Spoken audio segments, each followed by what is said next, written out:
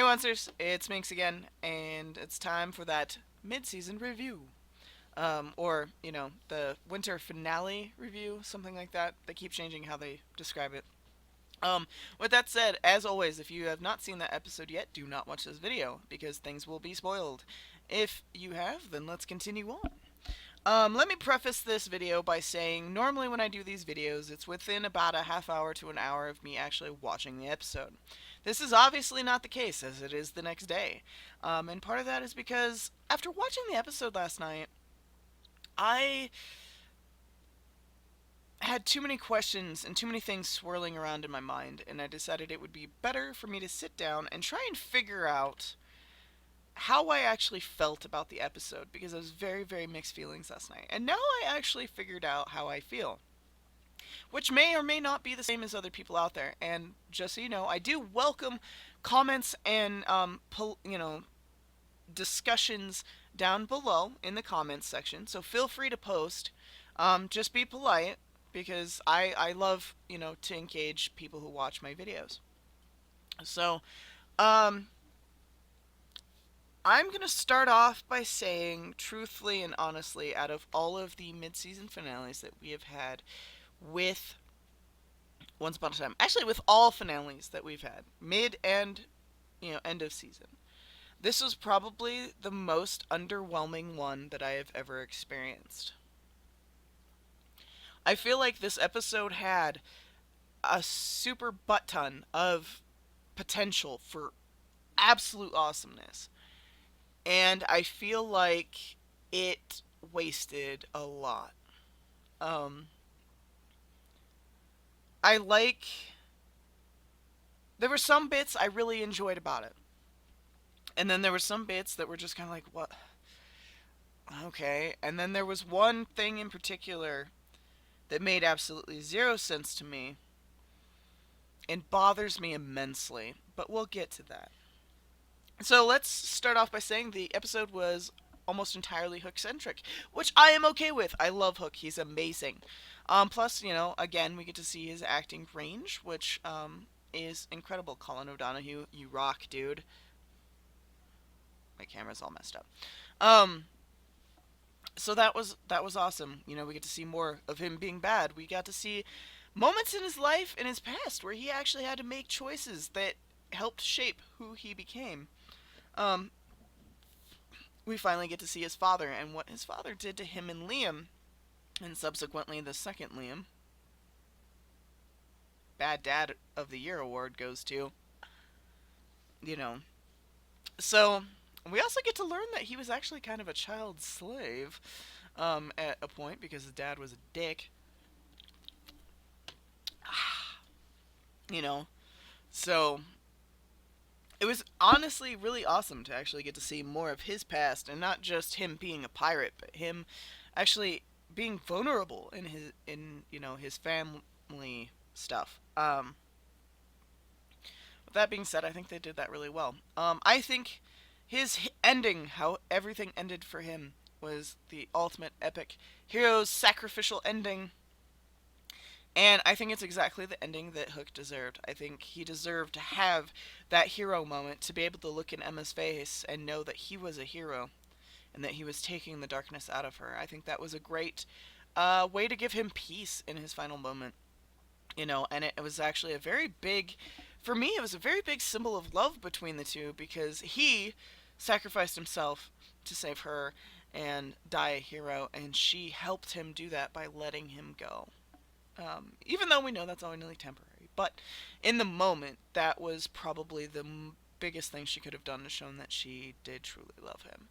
Um, I am fully on board with that. I'm fully on board with that. I was highly disappointed in all of the Dark One scenes. You have all of the Dark Ones throughout eternity, which is obviously not that many, because they do live to be an extremely long time, and it takes a long time to actually kill them.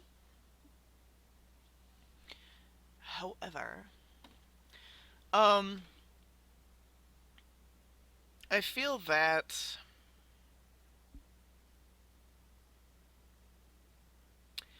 there are some serious loopholes that have been left canon wise. I feel that The Dark One scenes were highly underwhelming. All they did was march downtown, circle a few people, step through them, and that was it. And then they all met up on the bank later, as like to say, bye, we'll see you later.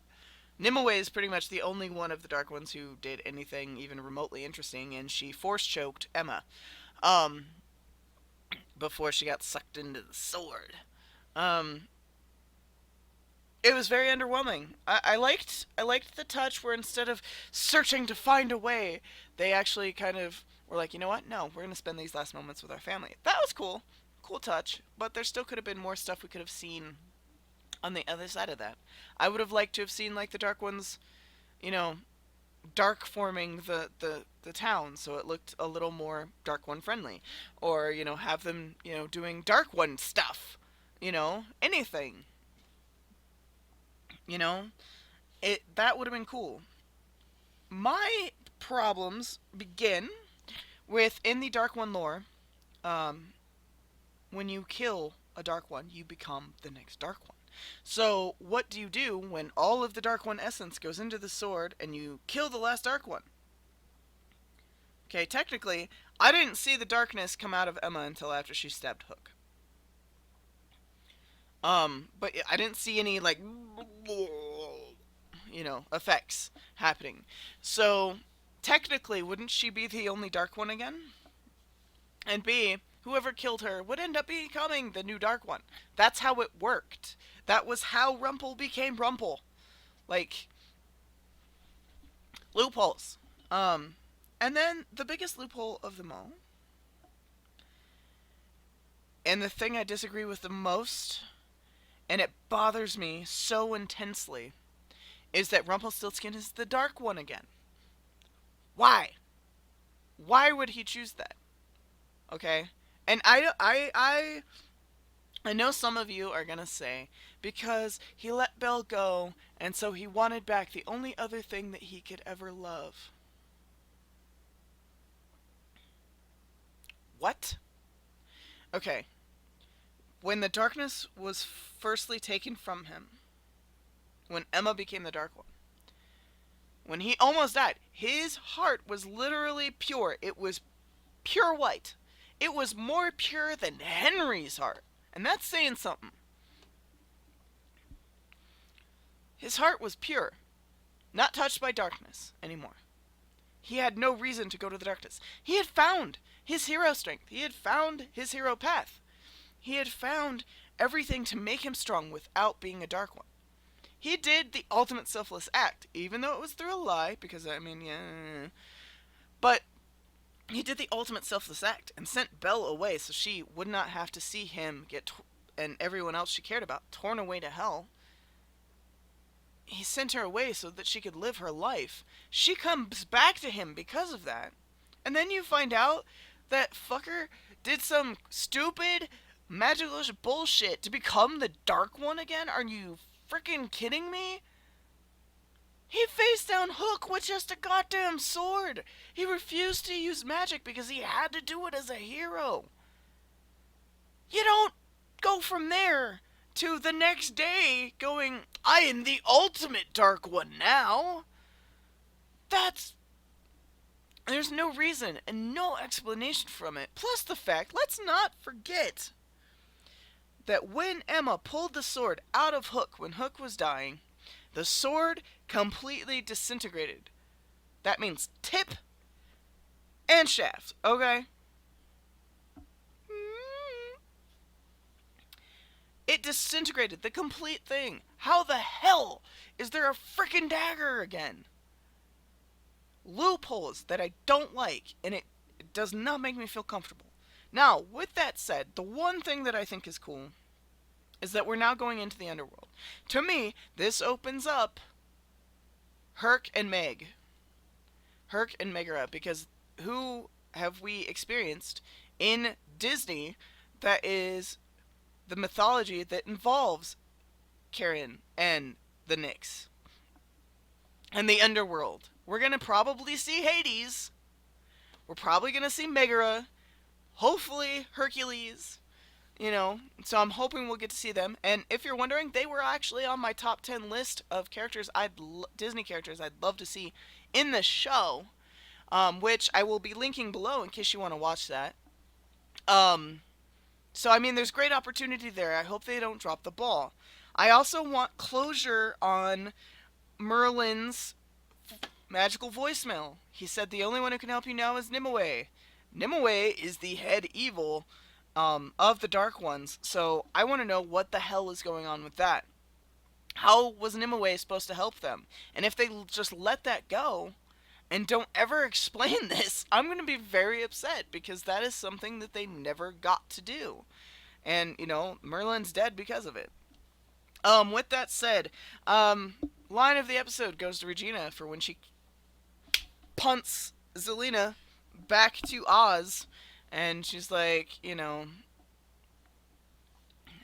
over the rainbow. So that was great. That would be my best line at the moment. I can't remember exactly because I am still sick. And honestly, because of the fact it was so underwhelming, and I have such issues with certain things that happened in this episode, I am going to. I should give it a C plus. I'm gonna give it a B minus, mostly because of Hook's hero ending that he absolutely deserved to have for all of his hard work. The fact how we got to see a lot of his past, which was refreshing and awesome. And that we have Emma back. I felt like Dark Swan ultimately ended up really, really underwhelming compared to what it could have been. Um, so I'm glad we have our Emma back. Although she is more, Dark One sensitive, like Force sensitive. Um, but with that said, I'm just gonna give it a B minus. It was not as strong as I hoped it was. Normally on finales, whether it be mid-season or season finale, I usually go through a veritable range of emotions that include cheering, crying, and flipping tables. This was mostly just scratching my head, just like, what the hell? Um, so, yep, so B minus should probably be a C plus, but I'm not that mean. Um, Decent episode. The effects were good, but other than that, not really too underwhelming. Too underwhelming. Let me know what you think. Comment down below. I do respond to all my comments, and I don't mind discussing things in the comments either. I'm down for that as well. I like some good discussion. Also, click that red button that says subscribe, so that I know that you still want to keep watching my videos. I will be picking this back up when the series begins again next year. Also, I'm going to be doing Agent Carter as well, coming up soon. I think it starts January 17th, 18th, something like that. Um, Also, be on the lookout for our Once Upon a Time podcast as soon as I am not sick anymore. Keep in mind that does run a normal podcast length between 45 minutes to an hour. It's me and a couple of Once a Friends discussing what we think of the season so far, and what we've thought of stuff from the past, theory crafting, and all that good jazz. So keep an eye out for that. And as always, please like, share, and subscribe. We love you guys. Thank you so much for watching. And later, Oncers.